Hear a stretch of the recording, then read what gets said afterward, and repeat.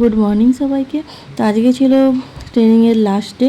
তো আমরা সকালবেলা 6:30টার মধ্যে উঠে চলে যাচ্ছিলাম ট্রেনিং সেন্টারে, কাউন্টারে। আমাদের ছিল ফার্স্ট ফ্লোরে, আর আজকে হচ্ছিলো মেডিটেশন।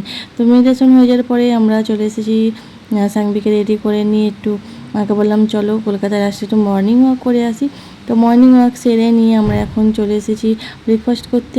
মশলা ধোসা নেওয়া হয়েছে, ছোলার চাট নেওয়া হয়েছিল, সিমুই, স্যান্ডউইচ, ফ্রুটস, কেলগস, চোকোস, আরও অনেক কিছু ছিল।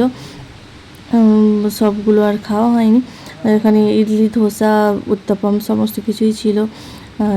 তো তারপর আমরা এখানে ট্রেনিং চলে এসেছি। আজকে ছিল আমাদের লাস্ট ডে।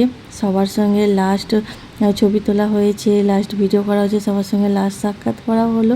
ম্যামের সঙ্গে স্যারের সঙ্গে অনেকক্ষণ কথা হয়েছে। দুদিনের জন্য সবার অপরিচিত ব্যক্তির জন্য একটা কাছের মানুষ হয়ে উঠেছিল।